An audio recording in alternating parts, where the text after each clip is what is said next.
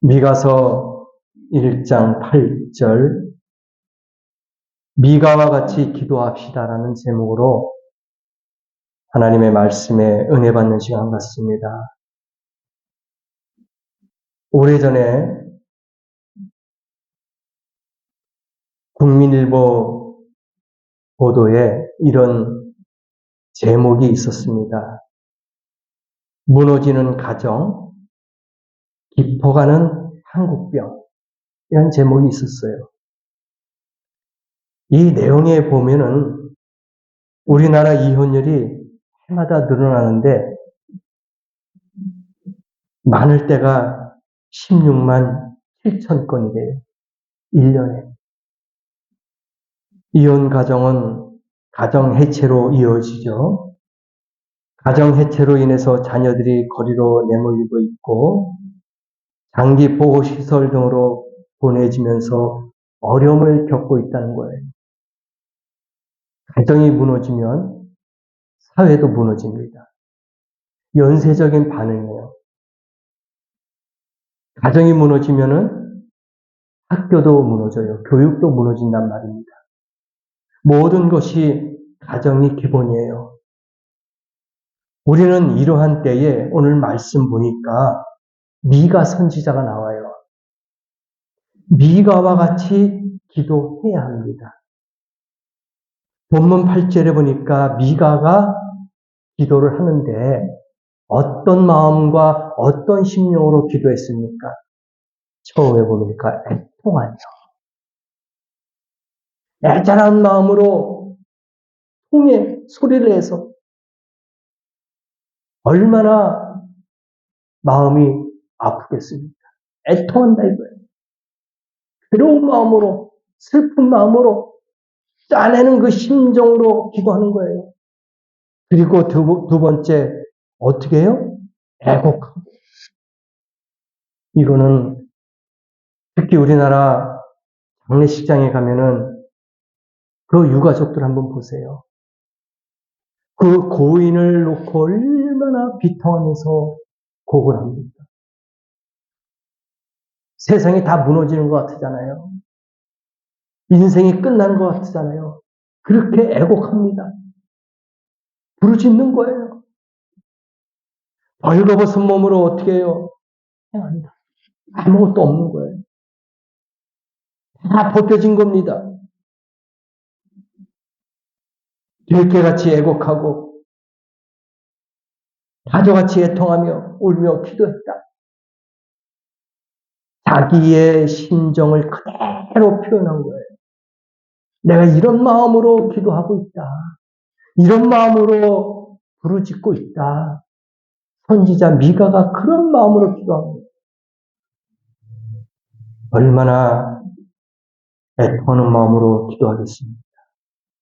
미가는 하나님의 은혜로 자신의 조국의 미래를 보고 참담함을 느꼈어요. 이 미가는 북쪽 이스라엘하고 남쪽 유다하고 갈라졌는데 남유다에서 사역했던 시기였어요. 그때 당시 이사야 선지자하고 같이 말씀을 증거하는 그런 선지자였단 말입니다. 그때 당시에 호세아라든지 아모스라든지 이런 선지자가 있었는데 그들하고는 다른 성향이 다른 내용을 가지고 하나님 앞에 기도했던 거예요. 미가 선지자가 조국의 미래를 보고 참담함을 느끼면서 기도했어요. 곧 예루살렘이 멸망할 것이다. 이 나라는 유다는 사라질 것이다. 애통과 비통하는 마음으로 기도를 한 거예요. 그래서 조국을 위해서 백성을 위해서 기도하고 하나님의 말씀을 선포한 거예요. 회개하라. 우상숭배에 빠져있는 너희 죄를 회개하라.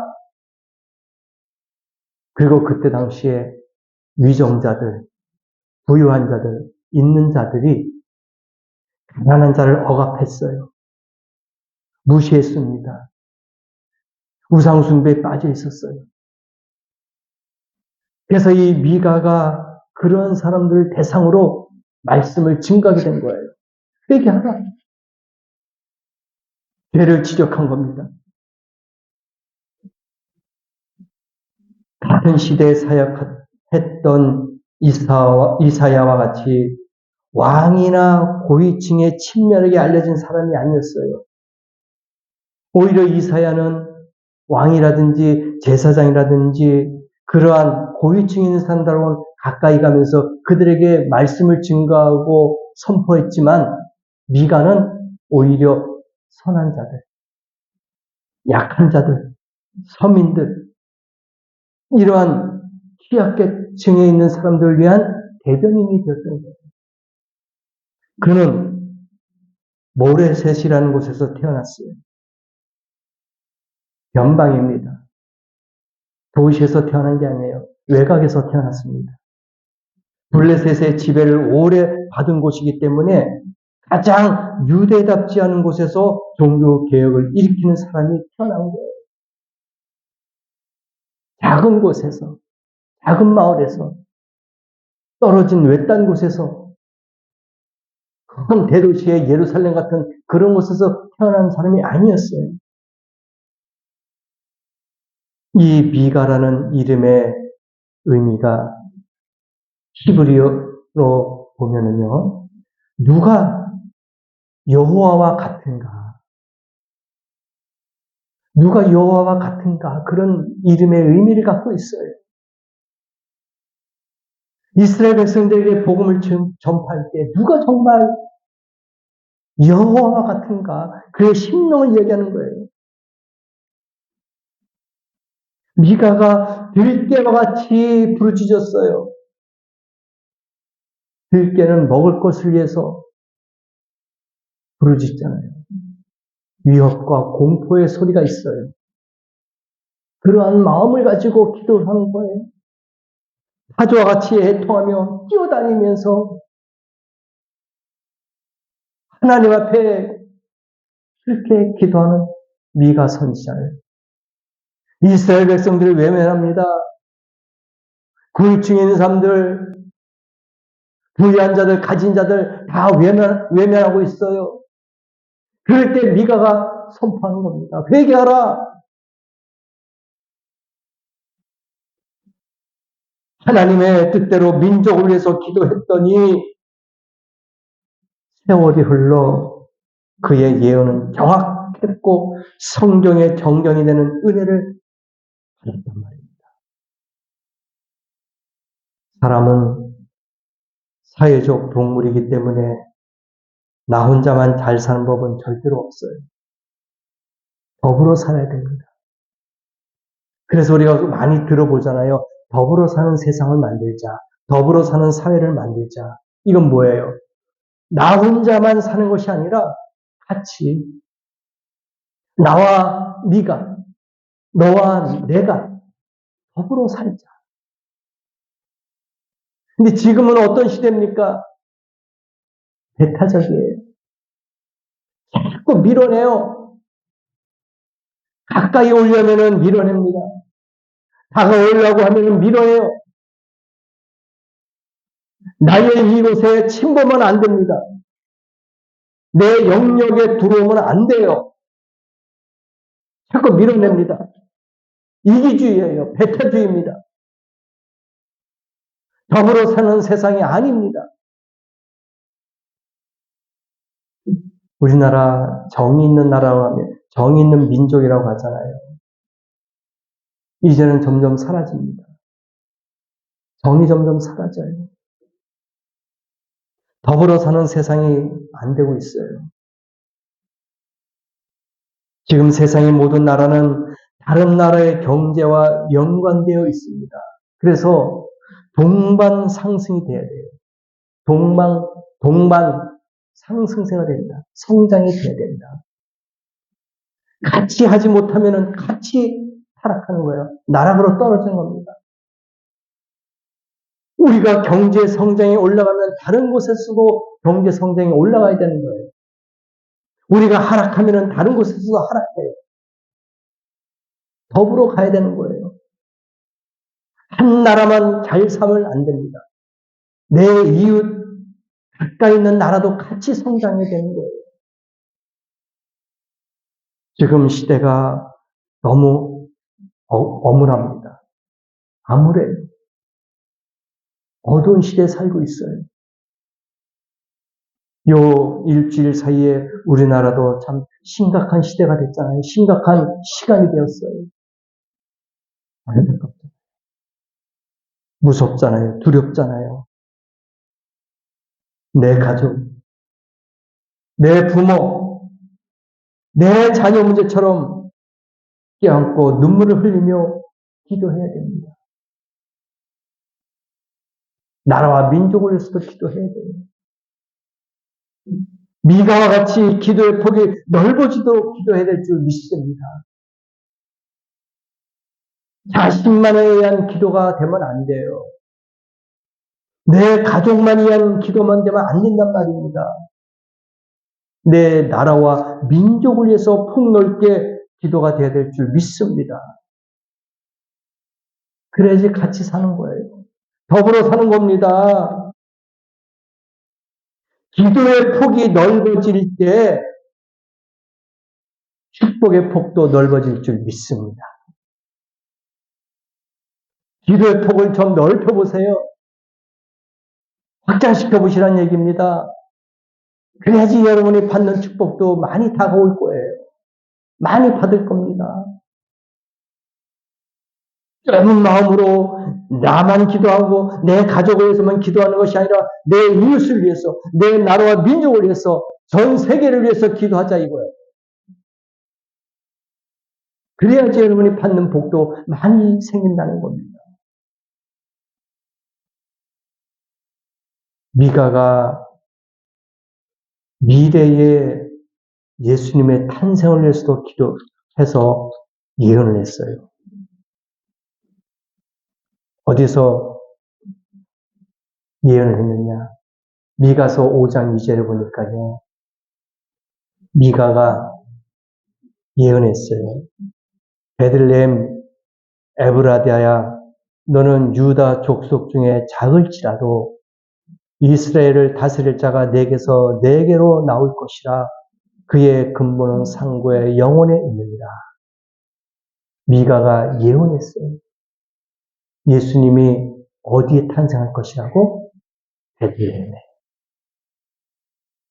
미가도 조그만 지역에서 모레셋이라는 곳에서 태어났다고 그랬잖아요. 근데 그가 예언을 했어요. 미래를 내다봤단 말입니다.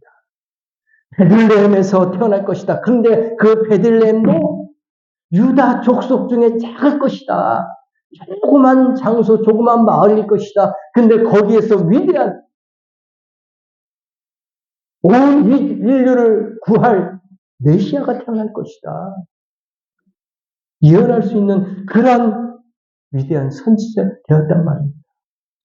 그래서 여러분도 풍성하게, 풍족하게 기도를 좀 넓히자 이거예요. 그래서 우리가 많은 것도 알고, 많은 것도 예언도 하고, 많은 것도 받을 수 있는 폭넓은 영적 안목을 갖게 하자 이거예요.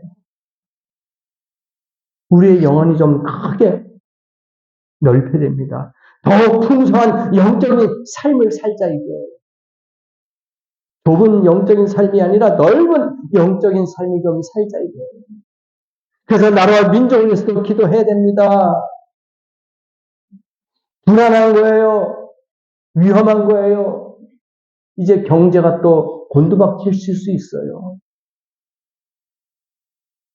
이게 문제예요. 그렇다면 우리 국내 시장도 더 어려워져요. 더 겨울처럼 꽁꽁 얼어붙는단 말입니다. 우리의 기도가 이기적인 기도가 되지 않도록 내 문제, 내 가족, 내 교회를 넘어서서 이 사회, 이 나라, 온 세계 하나님의 자녀들을 위해서 기도해야 될 줄 믿습니다. 광범위한 기도가 돼야 돼요. 폭넓은 기도가 돼야 돼요. 예레미야 9장 1절에 보니까 예레미야 선지자가 이런 기도를 했어요. 내 머리는 물이 되고 눈은 눈물 근원이 되고 그렇게 되면 살육당한 내 딸, 내 백성을 위하여 주야로 고급하리라. 이렇게 고백했어요. 자기의 기도로 그 눈물샘으로 민족과 백성을 살리겠다 이거예요. 바로 미가가 그런 마음을 가지고 오늘 기도한 거예요. 미가서는 본문이 짧아요. 7장밖에 없습니다. 나중에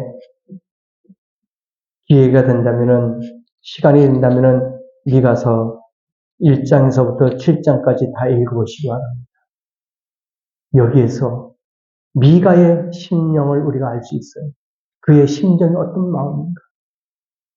또 미가가 기도했던 목적, 원인 어디에 있는가.